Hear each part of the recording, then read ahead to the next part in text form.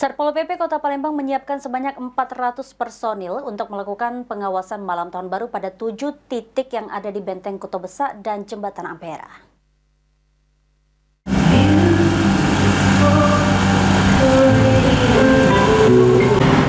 Untuk memastikan penyelenggaraan kegiatan di Benteng Kuto Besak dapat berjalan lancar, Satuan Polisi Pamong Praja Kota Palembang telah menyiapkan sebanyak 400 personil untuk berjaga di Benteng Kuto Besak dan Jembatan Ampera.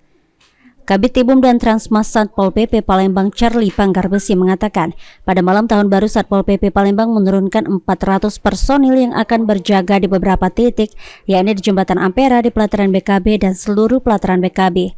Satpol PP akan berfokus untuk melaksanakan penjagaan di BKB, pengecekan pengunjung akan diperketat. Hal itu dilakukan untuk mencegah hal yang dapat mengganggu drone show di BKB terjadi. Kami akan berjaga di beberapa titik. Yang pertama di atas Jembatan Ampera, kemudian di belakang panggung pelataran BKB yang tempat nantinya drone akan diterbangkan, kemudian di seluruh pelataran BKB.